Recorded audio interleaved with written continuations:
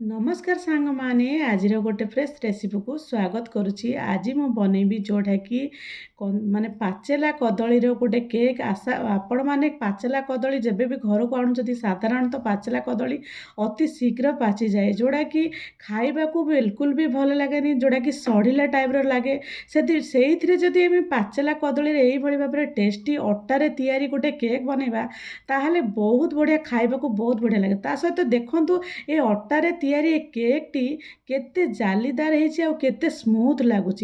आपण मैंने थरे मो स्टाइल रे यही भाव में अटारे तैयारी केक बनातु करके खातु।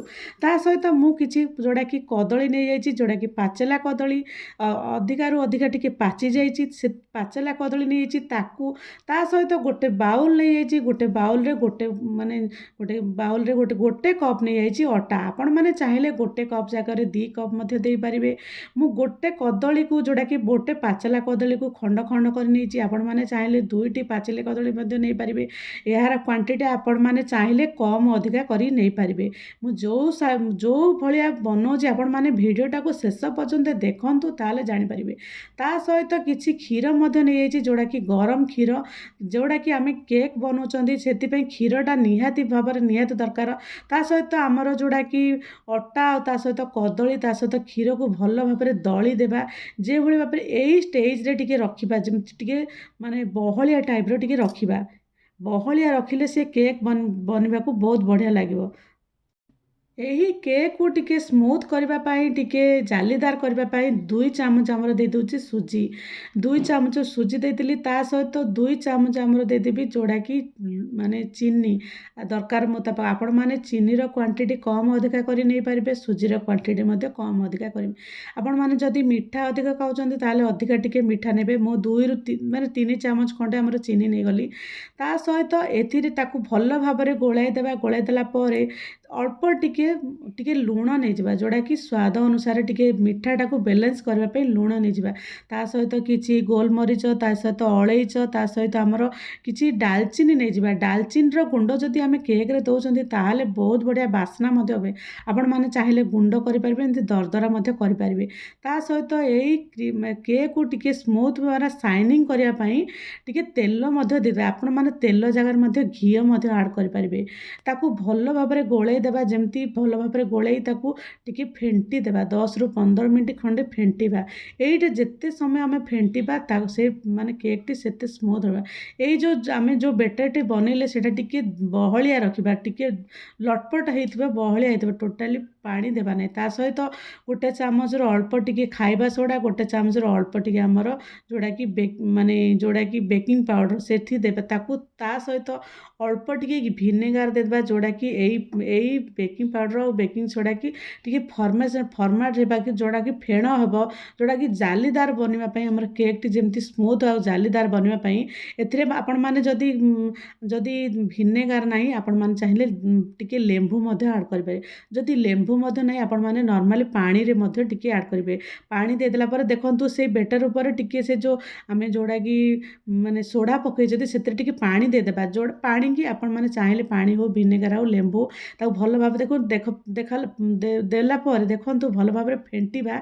एई स्टेज रे आकु किछि समय रखिबा नहीं फेंटिला मात्रे आमे माने गोटे केक टिन रे केक बनैबा पय रेडी करिबा।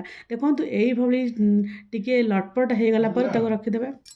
तापर गोटे नहीं जावा केक टिन आपण माने चाहिले गोटे केक टिन नहीं पारिबे नले जदि आपण मान घर टिफिन अच्छी टिफिन रे अल्प टिके तेल दे देबे जेमती बेटरटा ऊपर को जेमती रहइबा ता ऊपर को तेल देई ताको भल भाव में टिके गोलाई देबा जेमती भाई जोटा कि बेटरटा ऊपर को न उठिबो। भल भाव में ग्रीस कलापर आम टिके मैदा मध्य देदेबा। मैदा आपण मैंने चाहिले दे पारिबे। आप जदि कॉर्नफ्लोर मध्य दे पारिबे आपण टिके चाहिले मध्य चाउल गुंड टिके मध्य ऐड करि पारिबे।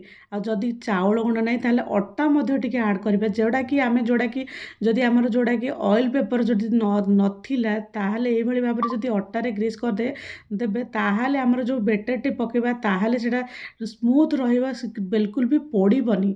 सेति पई ताकू से बेटर को ता ତାପରେ ତାକୁ ସେଥିରେ ଢାଳି ଦେବା ଯେମିତି ଉପରକୁ ଯେତିକି ଆକାର ଉପରକୁ ରହିବ ସେତିକି ଆକାର ଆମର ସେ ଯେଉଁଟାକି ଆମର ବେସନ ମିଶ୍ରଣଟାକୁ ଭଲ ଭାବରେ ଗୋଳାଇ ଦେବା। ଦେଖନ୍ତୁ ମୁଁ ଧୀରେ ଧୀରେ ପକେଇ ପକେଇ ନେଉଛି, ଟିକେ ରହିଗଲା ପରେ ଟିକେ ଝାଙ୍କି ଦେବା, ଯେମିତି ଆମର ଯେଉଁଟାକି ଆମର ଟିଫିନଟି ଟୋଟାଲି ଏୟାର ନେବନି, ଯେଉଁଟାକି ଫାଙ୍କା ମଧ୍ୟ ଯେମିତି ନ ରହିବ ସେଥିପ୍ରତି ଧ୍ୟାନ ଦେଇ ଟିକେ ଏମିତି ହଲେଇ ଦେବା। ଦେଖ ଯାହାଦ୍ୱାରା କି ସେ ଭଲ ଭାବରେ ତଳକୁ ଦବିଯିବ, ଆମର ଏଇ ମିଶ୍ରଣଟା କି ତଳକୁ ଦବିଯିବ। ତା ସହିତ ଆମର କିଛି ସଜେଇବା ପାଇଁ କିଛି କାଜୁ ମଧ୍ୟ ଆଡ଼୍ କରିଦେବେ। ଆପଣମାନେ ଚାହିଁଲେ କାଜୁ ଦେଇପାରିବେ, କିସମିସ୍ ଦେଇପାରିବେ, ଆଉ ଯଦି ଚାହିଁଲେ ମଧ୍ୟ ବାଦାମକୁ ଟିକେ ଭାଜିକି ମଧ୍ୟ ଦେଇପାରିବେ। କିଛି ନଥିଲେ ମଧ୍ୟ ସେମିତି ପ୍ଲେନ୍ ମଧ୍ୟ କରିପାରିବେ।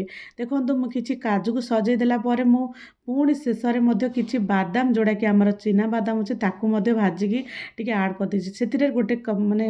ତାପରେ ସେଟାକୁ ସାଇଡ଼୍ କରିଦେବା। ସେପଟେ ଯିବା ଆମର ତାୱାଟାକୁ ଲୋ ଟୁ ମିଡ଼ିୟମ୍ ଜାଳରେ ମୁଁ ଏପଟେ ଗରମ କରିଦେଇଛି। ତା ସହିତ ବସେଇଦେବା ଏଇ ଆମର ଯେଉଁଟାଟି ଟିଫିନ୍, ତାପରେ ଗୋଟେ ପ୍ଲେଟ୍ ବସେଇଦେବା। ପ୍ଲେଟ୍କୁ ବସେଇ ତାକୁ ଅଧଘଣ୍ଟାଟେ ଛାଡ଼ିଦେବା। ଟୋଟାଲି ବି ଏଥିରେ ହାତ ମାରିବା ନାହିଁ। ଅଧଘଣ୍ଟାଟେ ଛାଡ଼ିଲା ପରେ ଦେଖନ୍ତୁ କେତେ ସୁନ୍ଦର ଫୁଲି ଯାଇଛି, ମାନେ କେକ୍ଟି କେତେ ସୁନ୍ଦର ଫୁଲି ଯାଇଛି, ଯେଉଁଟାକି ପ୍ଲେଟ୍ରେ ଆରାମସେ ଲାଗିଯାଇଛି। ତାପରେ ଗୋଟେ ଛୁରୀ ସାହାଯ୍ୟରେ ଦେଖିବା କେକ୍ ପୁରା ହେଇଗଲାଣି। ତାକୁ କିଛି ସମୟ ଗ୍ୟାସ୍କୁ ଅଫ୍ କରିଦେବା। ଗ୍ୟାସ୍କୁ ଅଫ୍ କରିଦେଲା ପରେ ତାକୁ କିଛି ସମୟ ଥଣ୍ଡା ହେବାକୁ ଛାଡ଼ିବା। ଆପଣମାନେ ଚାହିଁଲେ ଯଦି ଇନଷ୍ଟାଣ୍ଟ ଖାଇବାକୁ ଚାହୁଁଛନ୍ତି ତାହେଲେ ଫ୍ୟାନ୍ ତଳେ ମଧ୍ୟ ରଖିଲେ ଅତି ସହଜରେ ସେ ଥଣ୍ଡା ହେଇଯିବ। ଯେପର୍ଯ୍ୟନ୍ତ ଏଇ ଆମର କେକ୍ଟି ଥଣ୍ଡା ନ ହୋଇଛି ସେ ପର୍ଯ୍ୟନ୍ତ ସେ ଭଲ ଭାବରେ ବାହାରିବ ନାହିଁ। ଯେତେ ପାରିବେ ଆକୁ ଫ୍ୟାନ୍ ତଳେ ଯଦି ରଖିବେ, ସେ ଥଣ୍ଡା ହେଲା ପରେ ହିଁ ଅଟୋମେଟିକ୍ ସେ ମାନେ ପୁରା ବାହାରିଯିବ। ଦେଖନ୍ତୁ କେତେ ସୁନ୍ଦର ହେଇଛି ଆଜିର ଏଇ କଦଳୀ କେକ୍, ଅଟାରେ ତିଆରି କଦଳୀ କେକ୍ କେତେ ଜାଲିଦାର ଲାଗୁଛି, କେତେ ସ୍ମୁଥ୍ ହେଇଛି। ଆର ଷ୍ଟ୍ରକ୍ଚରରୁ ଆପଣମାନେ ଜାଣିପାରୁଥିବେ ଏଇଟା କେତେ ଟେଷ୍ଟି ଲାଗୁଥିବ। ତା ସହିତ କାଜୁ ଆଉ ବାଦାମର ଉପରେ ସଜା ଯାଇଛି। ତା ସହିତ ଏଇଭଳି ଭାବରେ ଯଦି କେକ୍ ପିଲାଙ୍କୁ ଦେବା, ତାହେଲେ ଯେଉଁଟାକି ଆମେ କଦଳୀ ରହୁଛି, ଯେଉଁଟାକି ପାଚେଲା କଦଳୀ ପିଲାମାନେ ବି ଆମେ ଖାଇବାକୁ ପସନ୍ଦ କରୁନାହାନ୍ତି, ଏଇଭଳି ଭାବରେ କେକ୍ କଲେ ସମସ୍ତେ ଖାଇବେ। ରହୁଛି ସାଙ୍ଗମାନେ, ଜୟ ଜଗନ୍ନାଥ।